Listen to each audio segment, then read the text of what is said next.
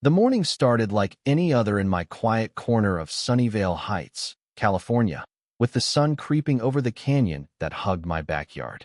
I was savoring my coffee, the kind of ritual that keeps a 55-year-old grounded, when my buddy Tom pounded on my patio door like the world was ending.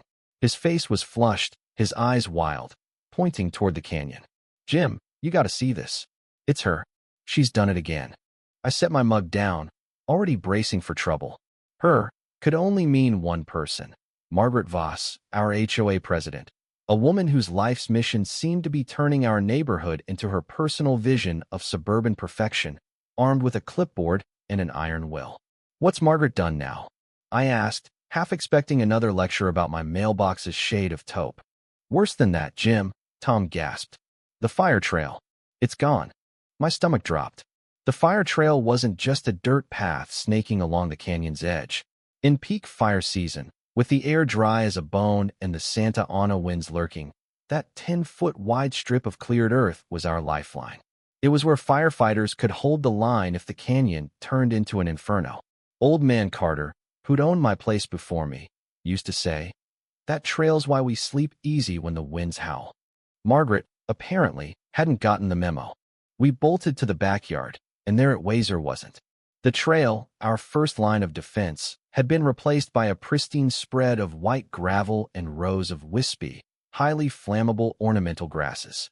It was like she'd rolled out a welcome mat for a wildfire. And there, in the middle of it all, stood Margaret, clipboard in hand, directing a nervous gardener arranging decorative rocks. Her smile was pure HOA triumph. "Margaret," my voice cut sharper than I meant, but I was past polite. "What in God's name is this?" She turned, her smile tightening. "Good morning, James. A lovely day for community enhancement, don't you think?" "Enhancement?" Tom sputtered. "That was the fire trail." "Exactly," she said, tapping her clipboard. "An ugly, weed-choked hazard. This is an HOA-compliant solution fire-resistant gravel and drought-tolerant plants. Much safer." I stared, dumbfounded. "Safer?" "Margaret, we're in a red flag warning. Those grasses are kindling with a price tag. The fire department uses that trail on their maps." The gardener muttered. "She said clear it and make it pretty. Called the old path an eyesore." "Eyesore?" I stepped closer, fighting to keep my voice below a yell. "My insurance company gives me a discount because of that trail. It's what keeps this canyon from torching our homes." Margaret's eyes narrowed. "I consulted a brochure on fire-safe landscaping, James. This is perfectly adequate. The fire department can access the street if needed." That trail was redundant. She turned and marched off, leaving us staring at her handiwork. Tom shook his head. "A brochure, Jim. She's betting our homes on a brochure." This wasn't just HOA nonsense, Anna Maria. It was a threat to our safety. With the winds picking up tomorrow, we couldn't wait for meetings or paperwork. Margaret had started a fire, figuratively. I was about to put it out, literally. I tried the official route first. An emergency HOA Zoom call was a disaster. Margaret steamrolled it, waving her brochure like a holy relic. "The beautification is a success," she declared. A board member, Harold, mumbled about the brochure's nice pictures. I nearly threw my laptop. My call to the fire department got sympathy from Captain Lopez, but he said their hands were tied without an active blaze. City planning was a maze of forms and delays. Everyone agreed Margaret's move was reckless, but no one could act fast enough. Frustration boiled over as I paced my garage, where I keep more than your average suburban tools. Tom, slumped on a stool, suggested digging the trail out ourselves. "By hand." I scoffed, pointing at my phone's red weather alerts. "We don't have a weekend, Tom. And Margaret would have the cops on us for touching her precious gravel." "So what then?" Tom asked. "Burn it down ourselves and call it proactive." "Tempting," I said, my eyes landing on a photo of me next to a massive Ericsson S-64 Skycrane helicopter from a past construction job. A grin spread across my face. "But I've got something better. Something Margaret can't argue with." Tom's eyes widened. "Jim, that's your I'm about to do something crazy look." "Not crazy," I said, grabbing my phone. "Precision." I called Hank, a grizzled pilot who ran a heavy-lift helicopter service. "Jim, you drunk?" He chuckled when I explained my landscaping emergency. His Skycrane, nicknamed Betsy, was a beast built for impossible jobs. After some convincing and a promise of generous pay, Hank agreed to have Betsy airborne in 3 hours.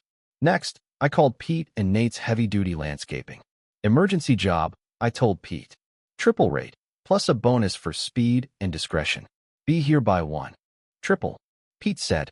What's doing the heavy lifting? A crane. Bigger, I said. Much bigger.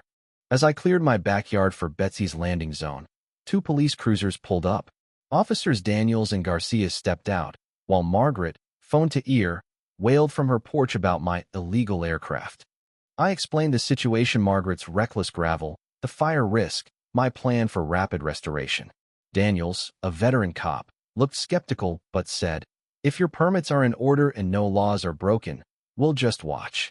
Garcia, younger, was clearly intrigued.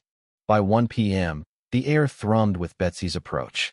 Neighbors gathered, phones out, as the orange giant crested the ridge. Betsy was a sight: part dragon, part machine, built to lift tanks or topple bad ideas. She hovered over my yard, her rotor wash flattening Margaret's petunias across the street. Margaret shrieked about vandalism, but the roar drowned her out. Pete and Nate arrived, jaws dropping as Betsy lowered a 12-foot mulching head-think lawnmower on steroids. Hank's voice crackled over my radio. Ready, Jim? This LZ's tight, but Betsy's got it. Go for it, I radioed. Operation Firebreak is a go. In 4 minutes flat, Betsy obliterated Margaret's gravel and grasses, spitting out biodegradable mulch. I guided Hank with hand signals, while Pete and Nate raked the edges, looking official. Margaret, hair whipping in the wind, tried filming but was too busy dodging debris. The cops watched like it was the Super Bowl. When Betsy lifted off, the fire trail was back 10 feet wide, bare, perfect. The silence was deafening, broken only by Margaret's strangled gasps. I turned to her, smiling. Looks better, don't you think? Safer, too.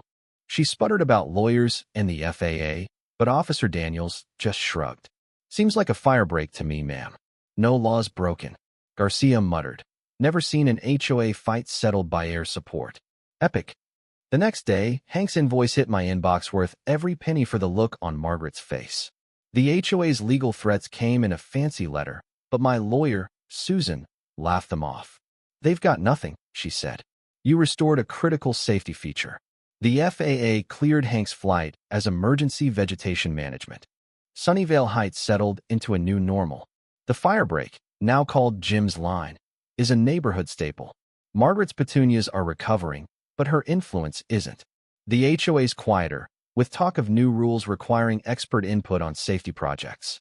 I'm a local legend, according to Tom, who's still buying me beers. Sitting on my patio, watching the canyon glow under the stars, I raised a bottle to good neighbors, common sense, and the fact that sometimes the only way to stop a clipboard-wielding tyrant is with a 10-ton helicopter and a whole lot of guts. What do you think, folks? Was I justified, or did I go too far? Drop your thoughts in the comments, especially on how far you'd go to fight injustice or protect your community. Let's hear your take.